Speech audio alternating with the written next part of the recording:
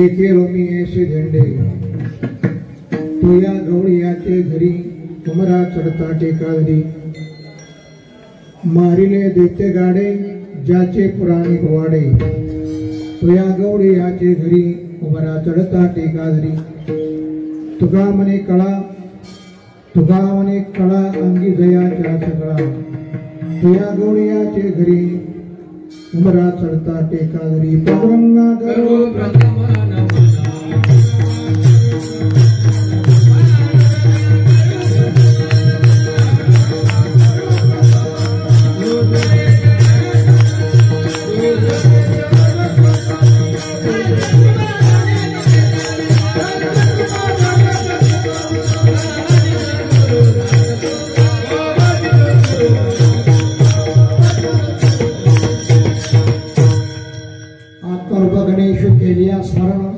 होय सकळ विद्यांचे अधिकरण तेचवंदो श्री चरण श्री गुरुंचे जे नमस्कार आता ओम नमो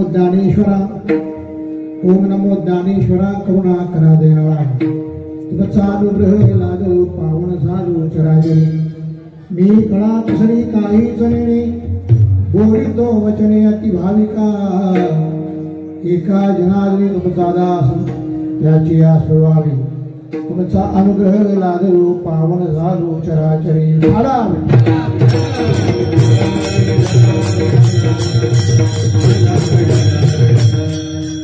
गावीच्या गजानना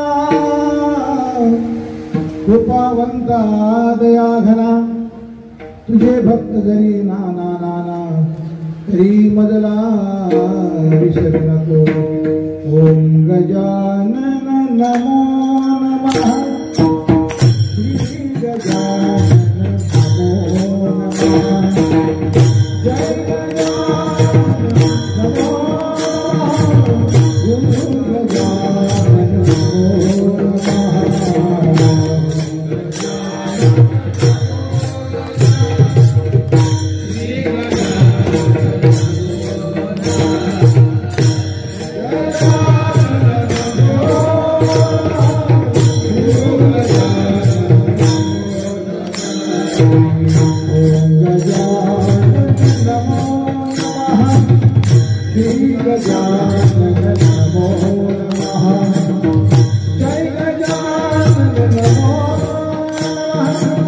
गुरु गजानन नमो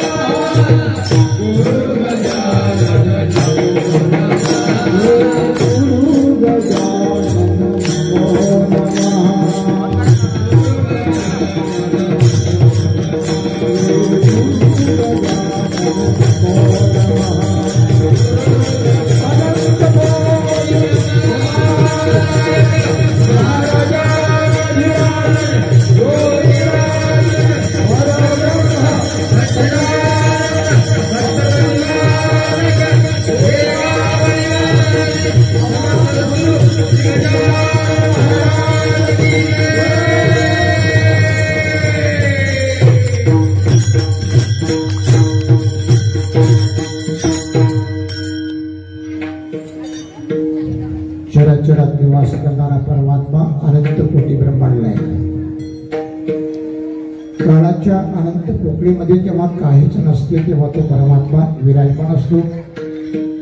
संपूर्ण ब्रह्मांडाची उत्पत्ती स्थिती आणि लय तो परमात्मा करतो आणि तो परमात्मा अनेक रंगात अनेक रंगात अनेक आकारात अवतरित होतो. तो परमात्मा शेगावच्या संत गजानन महाराजांच्या रूपानं प्रकट झाला करता. म्हणजे देव आणि संत यांचा अवतार होत असतो. तुम्ही आपण जीव हे जन्म घेत असतो. देव अधर्माचा नाश करण्याकरता दुष्टांचा काटा करण्याकरता नसतो आणि संत दुष्ट लोकांना, नास्तिक लोकांना, नीच लोकांना, आधम लोकांना सन्मार्गाला लावण्याकरता येत असतात. संत गजानन महाराज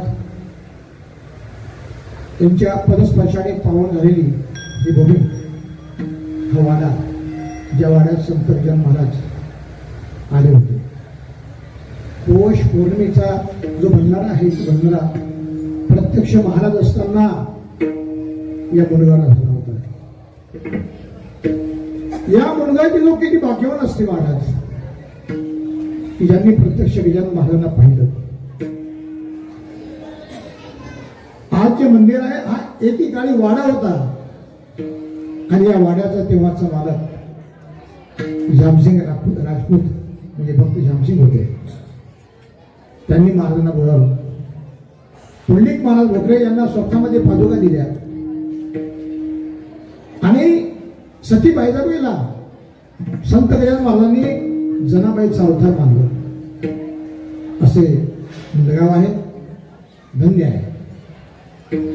जामसिंग आणि भक्त पुंडलिक सती बायजाबाई, जामसिंग आणि भक्त पुंडलिक सती बायजाबाई, मुंड गावची भूमी झाली पावन त्यांच्या पायी. गजुदास विनवी भक्ताते, गजुदास विनवी भक्ताते, गाई गजानन गीते, गण गण गणात बोते, गण गण गणात बोते. अशी मुलं होणे गेल्या अनेक दिवसापासून इथे सूर्यस्थितीला सप्ताह, यावर्षी हरिभक्तपरायण बळीराम महाराज डोळे यांच्या श्रीमुखातून मी श्रीमद भागवत कथा श्रवण केली. 7 दिवसपर्यंत विद्वान महाराजांची कीर्तन झाले आणि आजचं जे कीर्तन आहे हे काल्याचं कीर्तन आहे. काल्याचं कीर्तन याकरता असते की आता थांबावं लागते. काल्याचं कीर्तन काळा झाला की सर्वांनी आपापल्या घराकडे हाला. विठ्ठल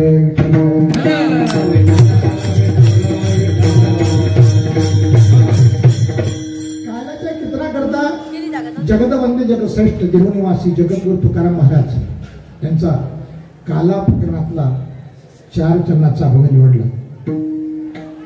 आज चरणामध्ये जगद्गुरु तुकाराम महाराज भगवान कृष्ण परमात्म्याच्या शक्तीचं वर्णन करतात. त्या भगवान परमात्म्यामध्ये कशी शक्ती आहे ते सांगतो. तो परमात्मा थोडा व्यापक आहे या अभंगातून सांगतात. तो परमात्मा त्याचं जे चैतन्य आहे, जी कला आहे, त्या परमात्म्यात असलेली कला, त्या परमेश्वरामध्ये असलेलं चातुर्य हे आजच्या अभंगातून वर्णन करतात. थोडक्यात चिंतन करायचं आहे. कारण महाराजांचा म्हणजे आरती जी आहे ही नैवेद्य आरती ही 11 वाजता होते. अनेक वर्षापासून सूर्यस्थिती सेवा बरोबर 11ला जे नमस्कार आणि आरती होते. आपल्याकडे वेळ आला 10ला सुरू झालं म्हणजे जास्तीत जास्त 50 मिनिटापर्यंत आपल्याला कीर्तन करायचं आहे. ऐका, अभंग फार सुंदर आहे. अभंगाचा सर्व अर्थ मी सांगतोय. अनंत ब्रह्मांडे, ब्रह्मांड किती आहेत? अनंत आहेत. आजही वैज्ञानिकांना शोध लागला नाही. अनंत ब्रह्मांड आहेत. त्या ब्रह्मांडाचा अंदाज नाही, अंत नाही. अनंत हा शब्द वापरला. ब्रह्मांड म्हणजे काय? ब्रह्मांड म्हणजे कोंबडीचा अंडा नाही. मग ब्रह्मलोकापर्यंत असली व्यापकता आहे त्याला ब्रह्मांड म्हणतात. हे ब्रह्मांड बंद कसं? हे ब्रह्मांड कोणी निर्माण केलं? तो निर्माण करणारा परमात्मा असं एक ब्रह्मांड नाही, तर अनंत ब्रह्मांड आहे. अनंत ब्रह्मांड आहे. त्या कृष्ण परमात्म्याच्या एका रोमामध्ये आहे. रोम म्हणजे अंगावरची केस. अनंत ब्रह्मांड एके रोमी, एका रोमामध्ये एके रोमी ऐसा जनते. तो कुठे आहे? तर तो या गवळ्याच्या घरी. तो गवळ्याच्या घरी आला आणि ज्याच्या एका रोमामध्ये अनंत ब्रह्मांड आहे, ज्याच्या आधारावर संपूर्ण सृष्टी आहे, ज्याच्या टेक्याशिवाय, ज्याच्या आधाराशिवाय सृष्टी स्थिर राहू शकत नाही, असा तो परमात्मा गोकुळात चरित्र करतो की त्याला थोडं चालायचं असेल किंवा उभं राहायचं असेल, उंबरठा ओलांडून जायचं असेल तर त्या उंबऱ्याचा म्हणजे उंबरठ्याचा आधार घेतो, टेका घेतो आणि उभा राहतो. ज्याच्या आधारावर संपूर्ण विश्व आहे तो परमात्मा टेका घेऊन गोकुळामध्ये उभा राहतो. असं एक चरित्र देवाचं आहे. तो या गवळ्याच्या घरी आहे. बर, त्या कृष्ण परमात्माने काय केलं? मारिलेले दैत्य गाडे, हा भयानक खतरनाक असे मोठे मोठे दैत्य मारले, खलास केले. आता कोण म्हणते? तर या चरित्राचं वर्णन पुराणांनी गायलेलं आहे. पुराणांनी वर्णन केलं. मारिले दैत्य गाडे, त्याचे पुराणी पोवाडे. कुणाचे?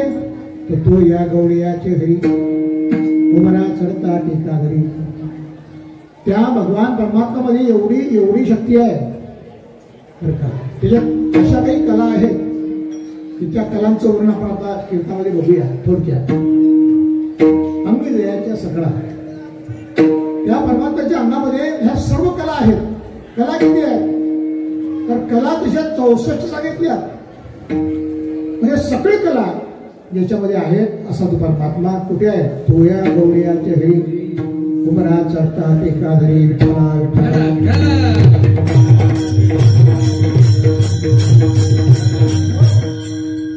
ऐका, क्रिया आणि लीला यामध्ये फरक आहे. माणसं जे करतात त्याला क्रिया म्हणतात. आपल्या हातून जे काही घडत असेल त्याला क्रिया म्हणतात. पण संत किंवा भगवंत करतो त्याला लीला असं म्हणतात. ऐका, मग क्रिया आणि लीला यामध्ये अंतर काय आहे? यामध्ये फरक काय आहे? लक्षात घ्या. ज्यामध्ये अहम कर्तृत्वाचा अहंकार असतो, काय काय? ज्यामध्ये अहम कर्तृत्वाचा अहंकार असतो, अहमपणा असतो, त्याला क्रिया असं म्हणतात. आणि ते आपण करतो. बरेचदा बोलता बोलता माणसं म्हणतात हो मी हो म्हणून झालं. ते मी नसतो ते जमणं नसतं. मी हो म्हणून झालं. एखादा संबंध झाला यात मी पडलो मधात म्हणून झालं. हे होत नसतं. म्हणजे आपण जे केलं आपल्या करणीमध्ये, आपल्या कर्तृत्वामध्ये अहम कर्तृत्वाचा अभिमान आहे, अहंकार आहे, त्याला क्रिया असं म्हणतात. पण लीला त्याला म्हणतात की त्यामध्ये अहम कर्तृत्वाचा अभिमान नसून ते केवळ आणि केवळ जगाच्या जनाच्या कल्याणाकरता केला जाते. त्याला लीला असं म्हणतात. विठ्ठला विठ्ठला.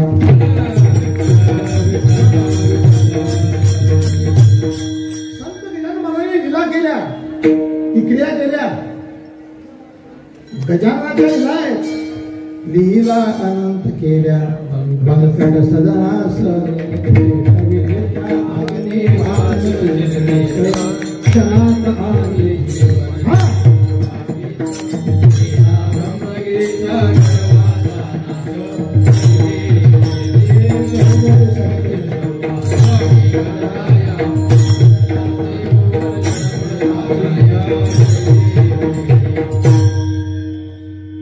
गजानन महाराजांनी केल्या त्या लीला केल्या.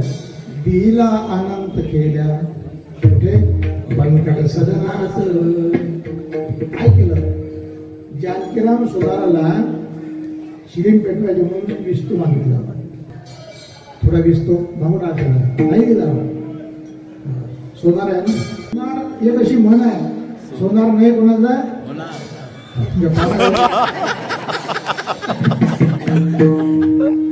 नाही दिला.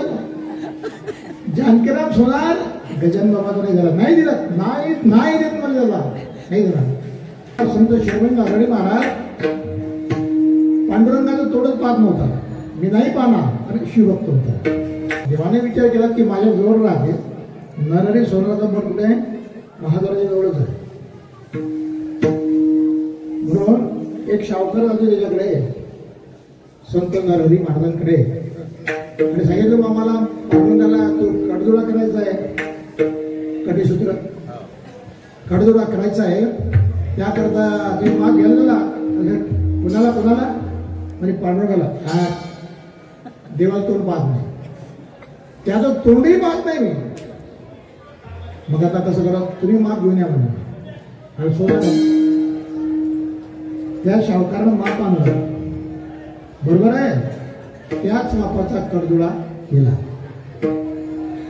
आणि तयार केल्यानंतर जेव्हा पांडुरंगाच्या कबरीमध्ये कडदुळा बांधला तेव्हा तो 4 बोट सही झाला, गिरा झाला. सावकार आले, अहो सोनार बा, हा कडदुळा ढिला झाला, सही झाला. त्याने तुमचा माप बरोबर आहे म्हणजे हे धागा तोच आहे. आणि त्या धागाच्या मापाचा आकाराचा जेव्हा असा मोजला तेव्हा धाग्या एवढाच बनला. आणि जेव्हा पुन्हा गेला तिथंच व्हायचं. 4 बोट सैल झाला, शेवटी 4 बोट तोडला. आणि नंतर जेव्हा कमरेला टाकला, कमरेमध्ये असा लावायचा, 4 बोट कमी पडला. असं किती झालं. शेवटी सावकार म्हणे, सोनाबा तुला तोंड पाहायचं नाही, नका बोल, डोळ्याला पट्टी बांधा, माझा हात धरा आणि तुम्ही तुमच्या हाताने माप घ्या. जेव्हा माप घेतलं तेव्हा त्या संत नरहरी महाराजांना लक्षात आलं. नरहरी महाराज म्हणतात, हा पांडुरंग नाही आहे, हे तर शिवलिंग आहे. हे शिवलिंग आहे. डोळे उघडले जातात, पट्टी सोडली, पहिलाच का देव दिसायचा आणि हात लावत किलिंग दिसायचा. नरहरी महाराजांना जीवनामध्ये अनुभूती आली की आपण भक्ती हराची करतो. हर म्हणजे शिवाची आणि विठ्ठल हा हरी आहे. आता लक्ष झालं. हरी हरा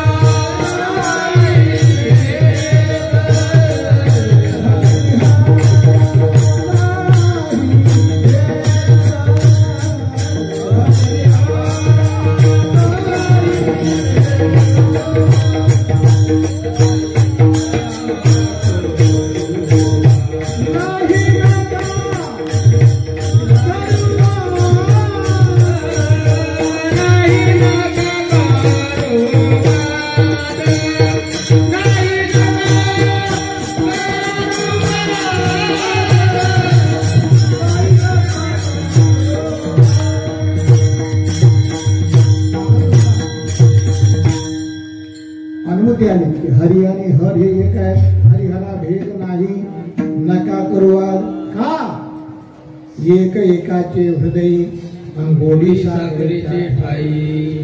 साखर हे चौकोनी आहे, त्यातला कुठलाही एक भाग घ्या आणि खाऊन पहा, चाकून पहा. साखर सर्वांगी गोड आहे म्हणून म्हटलं गोडी साखरेच्या ठाई. कारण साखर या बाजूला थोडी फिक्की आहे, पलीकडून थोडी जास्त गोड आहे आणि मला फिक्की आहे, असं काहीच होत नाही. ती सर्वांगाने साखर गोड असते. गोडी साखरेच्या ठाई अर्थात हरी आणि हर हे एक आहे ही अनुभूती त्यांना आली. आणि नंतर नरहरी सोनार नतमस्तक झाले. जानकीराम सोनार तसाच शिलिंग पेरण्याकरता विस्तो राहिलेला. आणि मग महाराजांनी सांगितलं कारण काय म्हणते सोनार, म्हणजे देत नाही म्हणते. लय माणूस लय गरम आहे, गोष्ट घेत नाही. बरं ठीक आहे, मग आता चिलीम पेटवायची आहे. अग्नी वाचून चिलीम कशी भेटणार सांगितलं.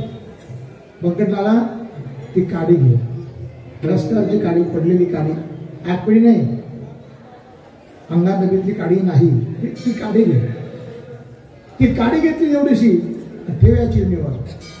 जानकीराम सोनाराने विस्तव न दिल्यामुळे ती साधी काडी चिलमीवर धरली आणि महाराजांनी चिलीम तोडा लावली आणि चिलीम ओढल्याबरोबर ती काडी पेटली, झाली चिलीम पेटली.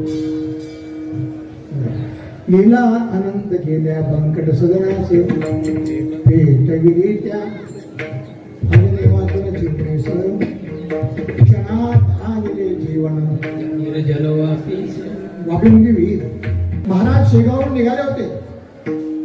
कडक ऊन तापत होतं, अंगातून घामाचे लोट चालले होते आणि जात असताना तहान लागली. भास्कर पाटील तेव्हा शेतातही म्हणतात आणि एका झाडाखाली शीत मधुर थंडगार असे मडकं होतं, पाण्यानं भरलं. महाराज पाणी पिण्याकरता त्या मडक्याजवळ जातात. मडक्याला हात लावणार तेवढा भास्कर पाटला म्हटलं,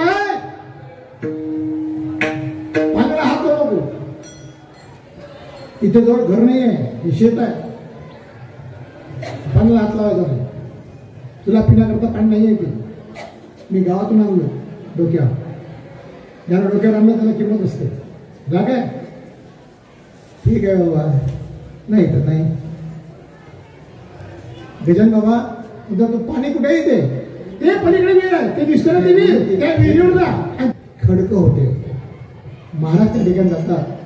महाराजच्या अंगातून घाम चालला, डोळ्यातून अश्रू चालले आणि महाराजांनी त्या ठिकाणी गंगा मैयाचं, नर्मदा मैयाचं स्मरण केलं.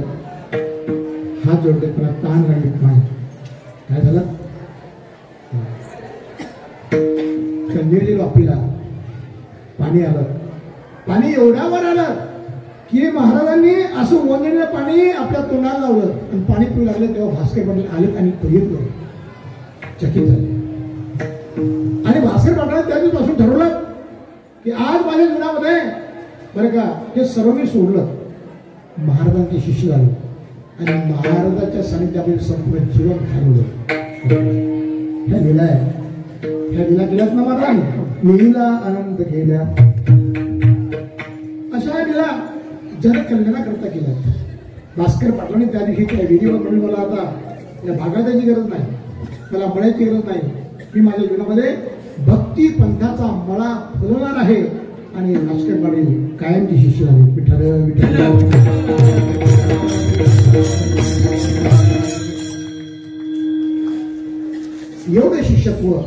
एवढं शिष्यत्व काय सांगत तुम्हाला. भास्कर पाटील आपोली जागीरला राहत नव्हते. भास्कर पाटील हे नेहमी शेगावला राहत होते. ऐका, महाराजांची खूप सेवा केली, पण एक दिवसचा योग असा आला, म्हणतात की भास्कर पाटलाला पिसाळीला कुत्रा चावला. खूप चाव वाटतो, कपडे फाटले. 2-4 शिष्य धावत आले. बापूना काळे, बाळाभाऊ वगैरे आले. महाराज, भास्कर पाटलाला तो पिसाळीला कुत्रा चावला. भास्कर पाटील आले. अंगातून रक्त वाहत होतं, थरथर कावत होता आणि रडत होता. महाराजांनी सांगितलं, भास्करा, तुझ्या अंगाला या जखमा आल्यात, पिसाळीला कुत्रा तुला चावला, जरा कधी नाही, तुला 2 महिन्याचा विषय, काय करू सांग. डसा रडला. भास्करा, तुला आयुष्य देऊ का? भास्कर पाटील महाराजांच्या सांगितलं राजामुळे जाणते झाले होते. भास्कर पाटलाला माहिती आहे की महाराज आयुष्य स्वतःच आयुष्य मला देणार आहे. महाराजांचं आयुष्य कमी होईल. सांगितलं, बाबा मला नको आहे, मला आयुष्य नको आहे. आता नको विद्या मंत्र आयुष्य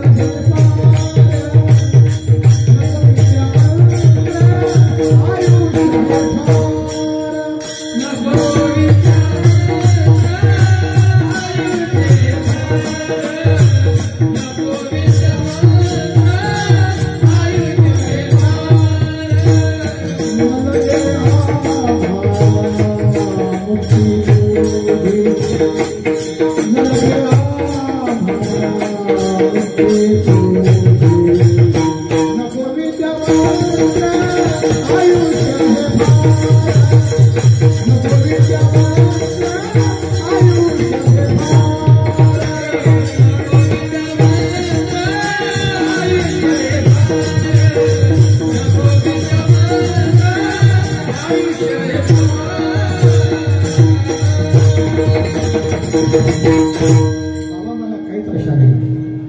आता कुठली विद्या नको, कुठला मंत्र नको, ना मला फार आयुष्य नको आहे. माझी एकच इच्छा आहे की तुमच्या हातानं मला मोठभर माती राखत या. होकार दिला. आणि भास्कर पाटील जेव्हा गेले तेव्हा महाराज स्वतः हजर होते आणि महाराजांनी भास्कर पाटलाला मोठभर माती दिली. केवढा भाग्यवान भास्कर पाटलाचा जीवनकाळ. एवढे धन्य आहेत. असे संत महाराज ज्यांनी लीला केली. लीला संत करता, लीला भगवंत करता. असे महाराजांच्या लीला किती सांगाव्यात, वेळ पुरणार नाही. तुम्ही सर्व पारायण करणारी मंडळी आहात आणि पारायण केलं का तुम्हा महाराजांचे जे चमत्कार आहेत किंवा लीला आहे, साक्षात्कार आहे, हे तुम्हाला कळतात. त्यापैकी ही लीला आहे की पुंडलिकाच्या स्वप्नामध्ये महाराज गेले. पुंडलिक कोण्या गावची आहे?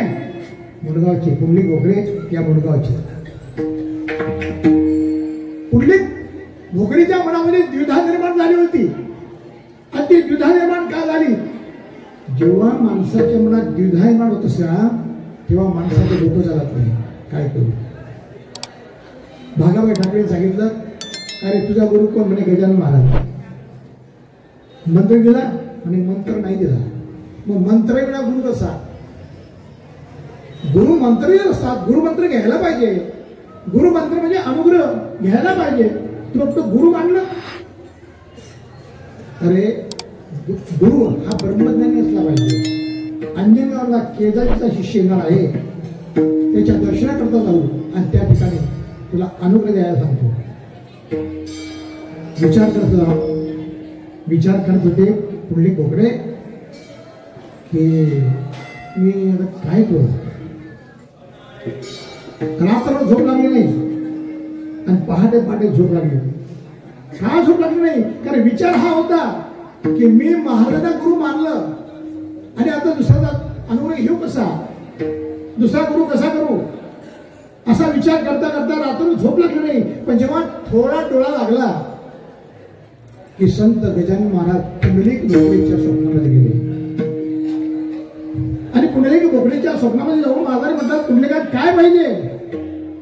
तर सर्वप्रथम पुंडलिकानं एकच मागणी केली, मला कान मंत्र पाहिजे. का रे? म्हणजे कान मंत्र देतात ते गुरु असतात. महाराज सांगितलं, अरे पुंडलिका, कान मंत्र म्हणजे कानात फुसफुस करणारे, कान फुशा करणारे माणसं गुरु झाले. प्रपंचात व्यवहारामध्ये संसारात बरेच माणसं कान फुशा करतात, ते गुरु असतात. का रे? नाही बाबा, मला अनुग्रह पाहिजे, मला मंत्र पाहिजे.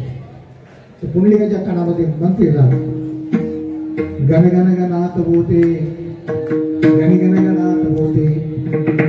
झालं समाधान? हा बाबा. स्वप्नामध्ये पुंडलिक भोकरे रडत होते. दिलायचं दिला. ऐका, स्वप्न खरं नसते. स्वप्नात जे स्वप्न जे पडले खरं असते का? एका जणानं स्वप्नात मोटर जागा घेतली, कोणती जुन्या काळातली जावा, ते घासटेडवर चालायची. त्यानं ते घेतले. घेतल्यानंतर स्वप्नात त्यानं कधी घेतली? स्वप्नात एका गावाला पाहुणा गेला होता. त्या पाहुण्याची व्यवस्था त्या घरमालकानं चांगली केली. नवीन गादी, नवीन अंगावर दुलई होती. याला पडलं स्वप्न. ती गाडी घेतली. स्वप्नात गाडी घेतली. ती गाडी लवकर सुरू होत नव्हती. म्हणून यानं किका मारणं सुरू केला. किका मारता मारता मारता मारता अंगावरची दुली फाळली. तुला असं छद्र पडलं, पाय घेऊन राहिला. किका मारणं सुरू होते. दिवसाचे 8 वाजले. दिवसाचे 8 पाहुणा किकाच मारत होता. घर मालकाला राम राम उठा. त्याचं कमळवर होतं. कुठला राम राम? खाओ ही दुली कोण फाडली? काय म्हणतो कोण फाडली? अरे नवीन दुली, नवीन गादी, पहिल्यांदा झोपले, याला छिद्र पडलं. हे कोण फाडली? मला माहित नाही. तुमचा पायवर होता, तुम्ही काय करत होते? काही नाही हो, ते गाडी चालूच होत नव्हती, टिका मारत होते. स्वप्नातली गाडी खोटी आहे. स्वप्नातल्या किका मारलेल्या याही खोट्या आहेत. पण दुले फाटली हे खोटी आहे. याला म्हणतात स्वप्न. स्वप्नातली गाडी खोटी, स्वप्नात मारलेल्या किका खोट्या, परंतु फाटली दुलई हे खरी आहे. तसंच आपण संसार आहे. विठ्ठल विठ्ठल.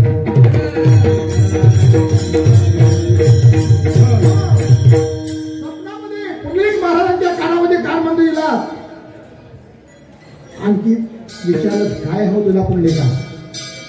पायावर नजर गेली आणि पायामध्ये ज्या पादुका होत्या, ज्या पादुका पायामध्ये होत्या, ऐका लक्षात घ्या, सांगितलं मला ह्याच्या पायातल्या पादुका पाहिजे. महाराजांनी आपल्या पायातल्या पादुका स्वप्नात काढल्या. पायातल्या पादुका महाराजच्या पायातल्या पादुका कशा होत्या? संत गजानन महाराज पादुका स्वस्तात मनगावला या आणि वरच्या मंदिरातल्या पहा, विठ्ठल विठ्ठल.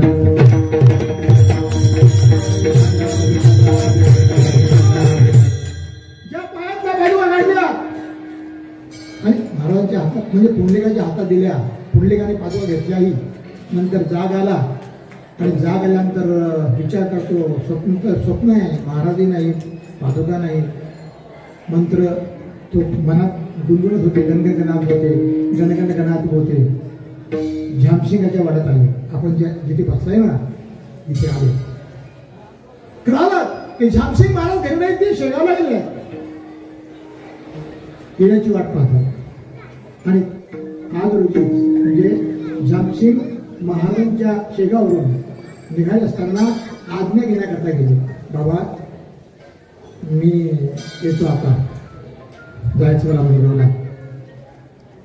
महाराज सांगितलं झामसिंगा, हो जा, पण एक काम कर. काय बाबा? पायातल्या पादुका काढल्यात आणि त्या पादुका झामसिंगाच्या हातात दिल्या. झामसिंगा 1906 मी तुला माझ्या पादुका दिलेल्या आहेत, आधी द्या. ह्या पादुका तुझ्याकरता नाही, कारण तुझ्याकडे आधी पादुका दिलेल्या आहेत, त्या पण माझ्याच आहेत, मीच तुला दिलेल्या आहेत. पण ह्या पादुका आता भक्त म्हणजे माझ्या भक्ताकरता, पुंडलिका करता मिळून दे. खूप आनंद वाटला झामसिंगाला. गदरी झाले आणि त्या पादुका घेऊन मुलगावला आले. त्याची पूजा पुंडलिकाच्या घरी केली. त्या पादुका बरेच दिवस पुंडलिकाच्या घरी होत्या. गजाननच्या ग्रंथामध्ये पुंडलिकाच्या पादुकांचं वर्णन आहे, पण झामसिंगांच्या पादुकाचं वर्णन नाही. पण तुम्हाला पाहायचं असेल, शेगाव संस्थान यांनी छापलेला चरित्रकोश हा ग्रंथ आहे. त्या ग्रंथामध्ये तुम्ही ही माहिती बघू शकता. आणि पुंडलिकाने पुढे साधं घर असल्यामुळे झामसिंग महाराजांनी आपली संपूर्ण शेती, वाडी अर्थात वाडा हे महाराजांना दान दिलं. झामसिंगाने आपली इस्टेट समर्पण केली. महाराजांचे चरणी भरी त्या मुंडगा वगैरा आणि ते मंदिर झालं. आणि या ठिकाणी त्या पादुका दोघांच्या मतानं समतानं स्थापन केल्या. मला मी कशावर होतोय की संत लीला करतात. स्वप्न पडलं, स्वप्नामध्ये मंत्र देणे, स्वप्नामध्ये पादुका देणे आणि त्याच पादुका पाठवणे, ह्या लीला आहे. ह्या लीला जगाच्या कल्याणा करतायत. त्या पादुका आपल्या कल्याणा करतायत. आपल्याला त्या पादुका पाहायला मिळतात. महाराजांना पण बघितलं नाही, महाराजांना बघितलं नाही आपण, तर आज त्या पादुका आपल्याला पाहायला भेटतात. दर्शन करताना संत गजानन महाराज भेटल्याचं प्रत्येक समाधान प्रत्येकाला लागतं. त्याच पादुका आहे, यात्रा तेथे भरत आहे, भक्तांनी लवला आहे, कदा तरी जावे विठ्ठला.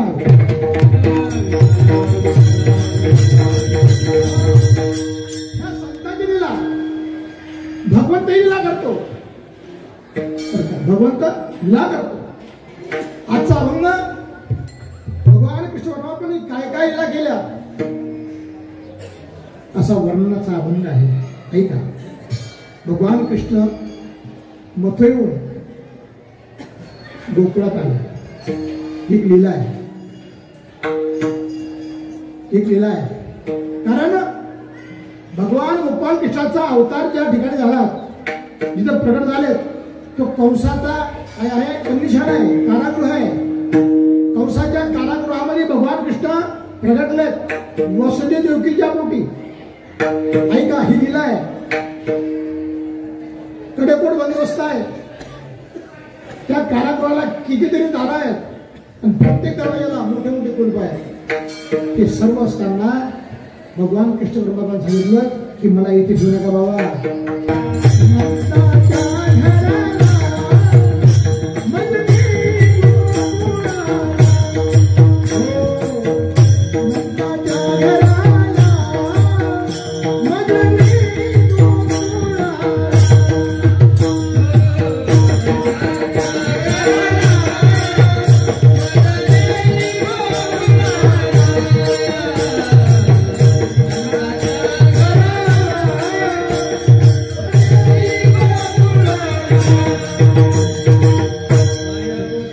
आहे शक्य आहे म्हणजे जन्म झाल्या झाल्या लेकरू बोलते, जन्म झाल्या झाल्या चतुर्भुज रूप दाखवते, जन्म झाल्या झाल्या ती टोपली आहे, त्या टोपलीमध्ये मला भरा आणि सांगतो.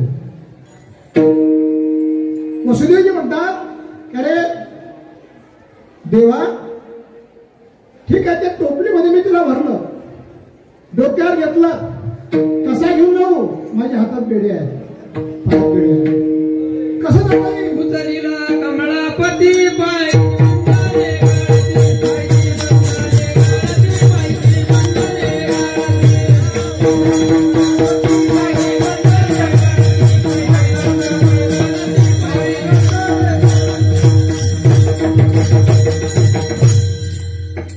कसं शक्य आहे? बेडे आहेत ना हातापायात, उचललेला कमळापती, उचलल्यावर हातातल्या पायातल्या बेड्या तुटल्या, ती गेला आहे. हे कोणी करू शकत नाही, हे कोणी करू शकत नाही. तर देवाची लीला पहा. आता आपोआप कुलप तुटले, दार उघडले, पहारेकरी जागे होते, टकटक पाहत होते. काहीच तुझं म्हणत काय म्हणत नाही. तेव्हा वसुदेवाने विचारलं अरे हे पहारेकरी जहाल आहे, हे काय बोलत नाही, हे टकटक पाहतात, कारण काय? कृष्णाने सांगितलं बाबा खरं सांगू, मनसी असे रक्षपाळ तेम्या मोहिरे सकळ, नंदाच्या घराला मजने गोकुळा. रक्षपाळ मनसी असे रक्षपाळ तेम्या मोहिले सकाळ, मी सर्वांना मोहित केलं. आणि अशा प्रकारे रिमझिम पाऊस होता, सोसाट्याचा वारा होता, त्यात विजांचा कडकडाट होता. त्या अवस्थेत वसुदेव घेऊन जातात. यमुना भरून चालली होती, यमुनेमध्ये प्रवेश केला बरं का, पाणी गळ्यापर्यंत आलं, तोंडापर्यंत आलं. देवाने विचार केला की आणखीन जर बाबा बुडले त्या पाण्यात तर माझी टोपली वाहते, टोपली सगळी वाहते. देवाने विचारलं ए यमुने असं का? तिने सांगितलं देवा माझा भाऊ म्हणजे यम आहे, माझ्या भावाचं नाव यम आहे आणि मी यमुना आहे. यमुनेसारखी धार, यमुनेसारखा धोधो प्रवाह आणखी कोणा नदीचा नाही आहे. तुझं म्हणणं काय? तिने सांगितलं मला तो दर्शन घ्यायचं आहे. देवाने सांगितलं काळजी करू नको. भगवंतांनी पायाचा स्पर्श केला, दर्शन झालं आणि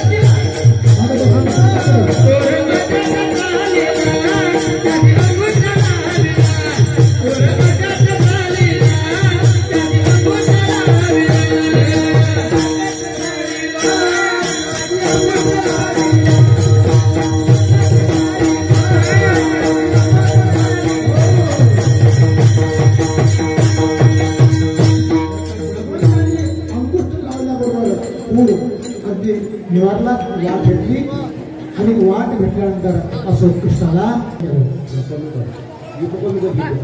गोकुळामध्ये किंवा पहाटे यशोदामय्या जागी झाली आणि यशोदामय्या जागी झाल्या सुनंदाने सांगितलं, नंदाची दाची सुनंदा तिने सांगितलं तुला मुलगा झाला. खूप आनंद वाटला. पंचरच्या गोकुळात पसरली. गोकुळीच्या सुखानंद पार मागे घेतला. बाळकृष्णांना घरी आनंदल्या हरी. गोकुळात आनंद झाला का? अहोभाग्य महोभाग्य नंद गोप व्रजो कसा यन्मित्रं परमानंदं पूर्ण ब्रह्म सनातनं. पूर्ण ब्रह्म सनातन भगवान श्री हरी गोकुळामध्ये अवतरित झाले. गोकुळे साधी होई नाही आहे. गोकुळातील झाड, गोकुळातील दगड, गोमाशी कृमी कीटक हे सर्व अवतरित आहे, अवतरित आहे अशी भूमी आहे. आणि भगवान कृष्ण परमात्मा गोकुळात उतरले. तो कसा आहे? तो साधा नाही आहे, तो पूर्ण ब्रह्म सनातन भगवान शैली आहे जो गोकुळात उतरला. त्याचं वर्णन महाराज करतात की ज्या यशोदेच्याकडे आणि नंदाच्या वाड्यात कृष्ण कन्हैया आले, तो साधा नाही आहे. तो कसा आहे? आपण आता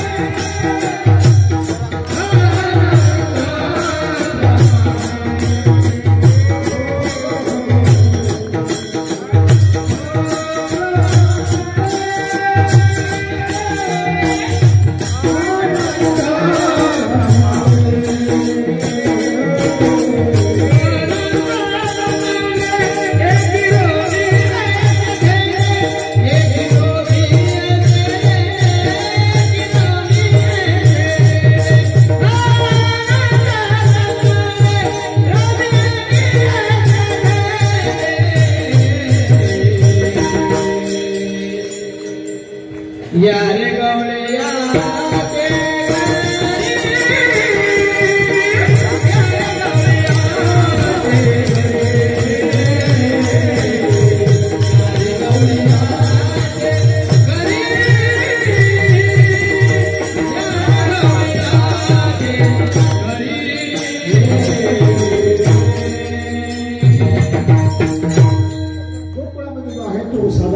आनंद ब्रह्मांड जे के रोम ऐसे ध्यान रोम म्हणजे केस एका रोमामध्ये अनंत ब्रह्मांड आहे. तसा तो परमात्मा तो या गौरियांच्या घरी असा तो आहे.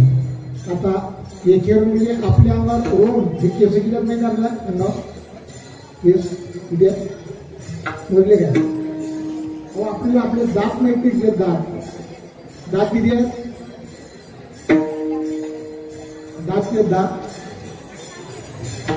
32 आहे तर दात किती आहे?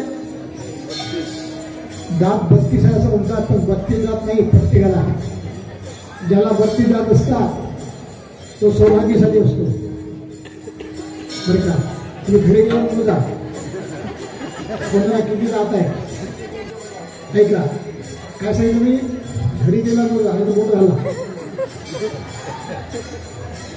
ज्याला 32 दात आहे तो 100% सौभाग्यशाली असतो. ज्याला 31 दात आहे तो कधी सुखी तर कधी दुःखी असतो. ज्याला 30 दात आहे तो कंजूस असतो. ज्याला 29 दात आहे तो पुन्हा कधी सुखी कधी दुःखी असतो. ज्याला 28 दात आहे तो कामचोर असतो.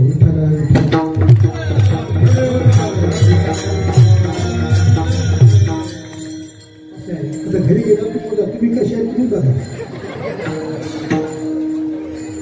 32 दात म्हणतात, 32 दात आहेत असं सांगता येत नाही. पण अंगावर रोम हे सर्वांचे सारखे असतात. म्हणजे केस किती आपल्या अंगावर? कमिटीदार 12 म्हणतात 4 मिले 64 खिले 20 रहे कलजोर हरिजन को हरिजन मिले रोए 7 करोड. म्हणजे 4 मिले माझे 2 डोळे आणि तुमचे 2 डोळे. एक वेळा अशी आपण बघितलं 4 मिले 64 किले अपनी पैरवाल 64 किले 20 रहे करे जोर. माझे 10 बोट तुमचे 10 बोट 20 रहे करे जोर. लेकिन हरिजन को हरिजन मिले रोए 7 करोड. हरिजनाला हरिभक्ताला हरिभक्त भेटले की 7 करोड 7 कोटी हे केस उभे राहतात दोघांचे. म्हणजे एकाच्या अंगावर 3.5 कोटी रोम आहे. तर माणसाच्या अंगावर 3.5 कोटी रोम आहेत. आणि या एका रोमामध्ये अनंत ब्रह्मांडे आहेत असा तो परमात्मा गोत्रा. ब्रह्मांड म्हणजे साधं नाही आहे. ब्रह्मांड म्हणजे ब्रह्म लोकाकडील जो भाग आहे तर का व्यापक ते ब्रह्मांड याला ब्रह्मलोक म्हणतो. तो ब्रह्मलोक आणि पृथ्वी त्याचं अंतर किती आहे? मृत्यूलोक, पृथ्वी म्हणजे मृत्यूलोक आणि ब्रह्मलोक, त्याचं अंतर किती आहे? शास्त्र सांगतो. शास्त्र म्हणण्यासाठी हे बघा, शास्त्राचं म्हणणं चूक नाही. आपल्या धर्मग्रंथांनी पृथ्वीचं आणि चंद्राचं जे अंतर सांगितलं, आज वैज्ञानिकांनी शोध लावला तेव्हा परफेक्ट आपल्या धर्मग्रंथाने सांगितलं अंतर आणि आजचं जे अंतर आहे ते बिलकुल तंतोतंत आहे. धर्मग्रंथ पुढे नाही आहे, वैदिक धर्म पुढे नाही आहे. सूर्याचं अंतर किती आहे? आमच्या धर्मग्रंथाने. तसं त्या ब्रह्मलोकाचं स्वर्ग ब्रह्मलोक आणि मृत्यूलोक याचं अंतर किती आहे? याचं अंतर आहे, ऐका किती आहे? 8 कोटी योजन. किती? 8 कोटी योजन. आता अंदाज लावा तुम्ही. एक योजन म्हणजे किती? एक योजन समुद्र आपल्याला रामानं सांगितलं किती आहे समुद्र? 100 योजन. 100 योजन म्हणजे 400 कोस. एक योजन म्हणजे किती? किती? आपला वेळ लागून दे. म्हणजे 4 कोस म्हणजे एक योजना नाही बरोबर? 400 कोस म्हणजे 100 योजन म्हणजे 400 कोस. एक योजन म्हणजे किती? आता याची चौपट करा. 8 कोटी योजन त्याची चौपट 8×32 किती आहे? एवढं अंतर आहे. पण फोटो वाटेशन जाऊन पहा.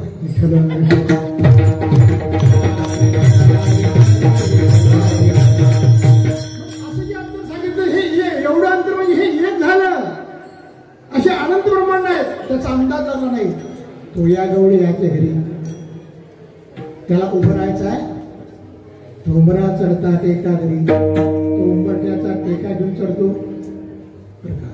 असा तो परमात्मा आहे. तो या गवळीयाच्या घरी, तो नंदाच्या घरी आलेला आहे. तो कसा आहे? त्यानं काय केलं?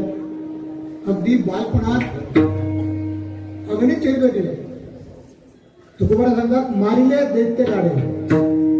दुसरं काय म्हणायचं? त्याचे पुराणी पोवाडे, ज्याचे पुराणी पोवाडे. मारले दैत्य गाडे, मोठमोठे महाबलाढ्य दैत्य मारले. सांगतो का? थोडक्यात सांगतो. पुत्रा नावाची राक्षसी स्तनाला विष लावून कृष्णाला मारण्याकरता गेली होती. ही पुत्रामध्ये अगामेलीची मावस मावस मावस मावस मावस मावस बहीण आहे. नावामध्ये आली नंदाची घरा. स्वरूप सुंदरा, देवांगी इतकी सुंदर होती. आता काय होणार त्याला सौंदर्याचं जाऊ द्या. आणि पुत्रीनं कृष्णाला घेतलं, स्तनपान केलं आणि करत असताना देव तिचं स्तन चोकू लागले. चोकत असताना तिच्या स्तनात दूधच नव्हतं. देव म्हणाला मी गोकुळा दूध प्यायला आलो आणि हे काय विष खायला भेटते. देवांगुलीमध्ये गेले, महादेव आहे तुम्हाला तुमच्याकडे पाठवतो. काय विष तुम्हाला बसते. देवानं ध्यान केलं महादेवाचं, विष महादेवाकडे पाठवलं. नंतर रक्त निघालं. सांगितलं शेषा रक्त मी पिऊ शकत नाही. शेष नागाला रक्त पाठवलं. आता मी काय घेऊ? दूध नाही रे. शेवटी कृष्ण परमात्मा तिचे पंचप्राण घेऊ लागले. पंचप्राण शेतू लागले. तेव्हा तिथून ते मुचता मला सोड सोड सोड. पण देव सोडत नव्हतं. देव म्हणतात की आपण मला धरत नाही आणि एक दात धरलं तर कधी सोडत नाही. देवात धर नाही, तू सोडणार नाही. आणि अशा प्रकारे त्या ठिकाणी पुतना बेली 7व्या दिवशी पुतना मारली. मारीला दैत्य गाडे पुतना 7व्या दिवशी मारले. असे अनेक दैत्य मारले. बकासूर, कागासूर, शबरासूर, तृणासूर हे अनेक दैत्य किती मारले? मारी दैत्य गाडे ज्याची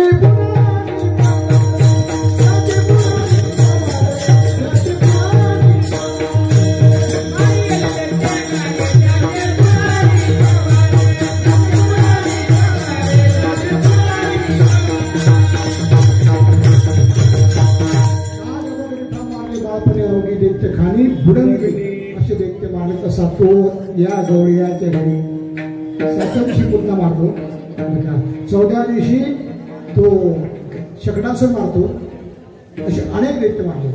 असा तो देव तो या गवळीयाच्या घरी उमऱ्या चढता टेका धरी. तो देव आषाढीला करतो महाराज, आषाढीला करतो की अगणितीला या कला आहेत त्याच्या. एक डोळे म्हणे जेव्हा कृष्ण चालायला लागले, रांगायला लागले बरं का, मित्रमंडळी, देवाचे सौंदर्य मित्र आणि त्यांच्या चेहऱ्यावर तेल नसल्यामुळे देवाने विचार तुमच्याकडे दैदूत म्हणे भरपूर आहे, मग खात नसता का? भेटतच नाही, विकायला जाते. नाही तुम्ही दैदूत खायला पाहिजे. का खात नाही? म्हणे मिळत नाही. ती संघटना तयार करून त्यांनी गावात दौडी दिली आणि सांगितलं, काय सांगितलं की आपल्या गोकुळातलं दैदूत मथुरेला जाऊ देऊ नका, आधी पोटभर खा, उरलं ते विका. आपलं असं आहे, चांगलं विकतो, उरलं ते आपण खातो. आपली सवय आहे. जुन्या काळात आजही आहे, मात्रेचे गहू घरी वापरतात, चांगले मात्र येतात, ही अवस्था आहे आजही. ऐका, चांगले चांगले माणसं कांदे घरी आणतात, चांगले कांदे घरी आणतात, 2 कट्टे घरी चांगल्या कांद्याचे पाहून, आणि 15 दिवस गेले की ते कांदे सडतात. मग चांगले कांदे बाजूला काढतात, सडल्यात ते सडलेले खातात आणि चांगले ठेवून देतात. विठ्ठला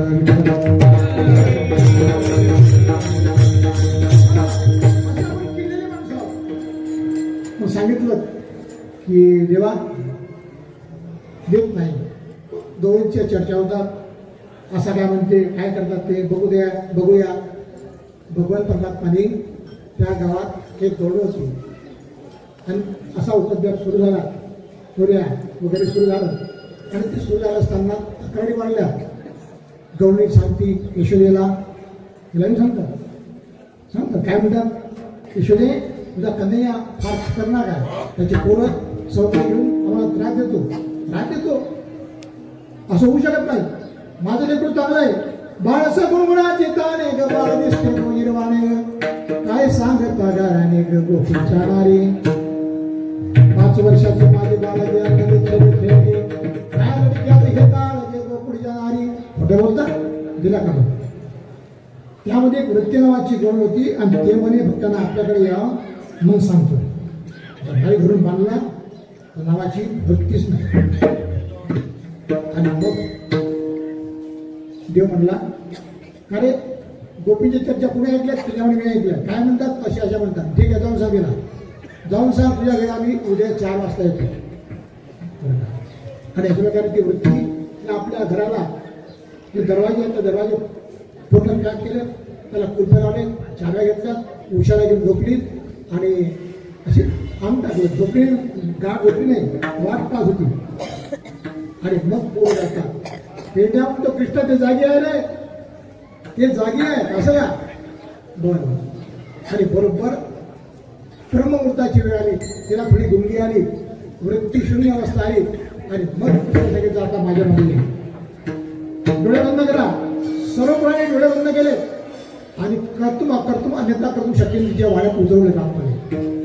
आतलं सगळं दैदूत असेल ते खाल्लं आणि मटके फोडले. आणि गोपाळ सांगितलं, गोपाळ डोळे बंद करा.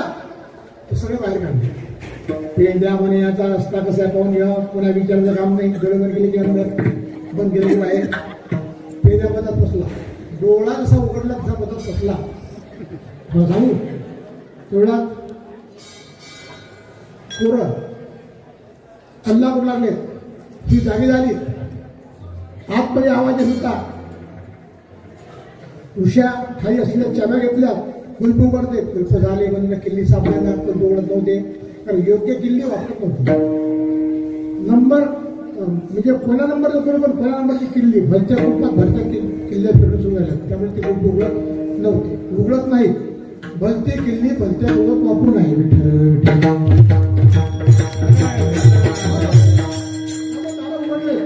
नऊ दारं उघडले, आतमध्ये गेली, पेण्याचे पाय दिसले, पेण्याचे पाय धरले, इतकं मार्ग हागे मार दिला, हागेपर्यंत मार, पण खान पण हागला. अशा प्रकारे पेण्या रडत होता. बाहेर काढला आणि बाहेर काढल्यानंतर त्याला विचारलं, कृष्णाकडे पेण्या तू कसा का फसला? मला माहित नाही का, डोळे उघडला का? मग दोन्ही उघडले का? एक बारीक अगे माणसाने दोन्ही उघडला माहीत होत नाही, पण एक लावला एक उघडला तर तेच खावा. असो, कथा फार सुंदर आहे. आणि मग ती चोरी सापडली यशोदेकडे ती तक्रार आली ती वृत्ती सगळ्या गवळींना घेऊन आली आणि आता यशोदाबाईंनी सांगितलं आता आपल्या गोकुळात चोऱ्या होणार नाही तर मग माझा पोरगा आता आपले जाईल वृंदावनात जाईल. भगवान कृष्णकडे यानंतर वृंदावनात जातात. वृंदावनात नाना तऱ्हेचे खेळ खेळतात आणि खेळ खेळता खेळता 12 वाजता 12 वाजले काला होते. आपल्या इथं 11 वाजता बोलत होतो. आता आपल्याकडे 2च मिनिटं राहिले. या 2 मिनिटात जय विठ्ठल करायचं आपल्याला. नाना तऱ्हेचे खेळ खेळता खेळता 12 वाजल्यात भुका लागल्यात. चला आवड गाई बैसू येऊ येते ठाई हो केली बनवा आणि जेवल्यात. कृष्ण जागे घड्यावर तुमच्या शरीरात पाहिजे दिशा नाहीये. माझी आहे तशी पाय नाहीतरी घराला आहे पौर्णिमा मायामध्ये करावे. आणि अशा प्रकारे त्या ठिकाणी ते गोपाळ दुसऱ्या दिवशी सांगितल्यानुसार शरीर आणतात. पुन्हा 12 वाजले काही बोलल्यात आणि आता त्या ठिकाणी बसले कमलाकार सर्वांच्या शिजूला घेतल्या आणि सर्वांच्या शिजूला घेऊन त्या ठिकाणी अशा प्रकारे त्या ठिकाणी राहणार होता. बिब्रतवेणू जगरपटयो शृंगवेत्रे वामे पानमशृण केवलं फलानिंगनीषु तिष्ठनमध्ये स्वपरिशोधो हास्यंगा प्रविश्वये स्वर्गलोके मिषति ओजे यज्ञोपालके गोपाल कृष्ण भगवान की जय. कमलाकार बसले गोपाळ एका गोपाळाच्या मुखात तो घाल भरतात आणि प्रत्येकाला तो काला तिला अशा प्रकारे स्वर्गात जातील. आजी समरावती काला पाहावयाची देव विसरती देव आपला अशा प्रकारे स्वर्गात होता काला पाहण्याकरता आलं. देवांना काला मिळला नाही तो काला गोपाळा भेटला. कारण काला खाण्यासाठी वैष्णव व्हावं लागते बरं का. वैष्णव म्हणजे माळकरी वारकरी कालाचे खरे अधिकारी आहे. तोच काला संतांनी केला देवाच्या सोबत केला. काला करतील संतजन सगळे त्यांच्या नारायण त्या देवाचा आणि संतांचे चिंतन एकदाच करू.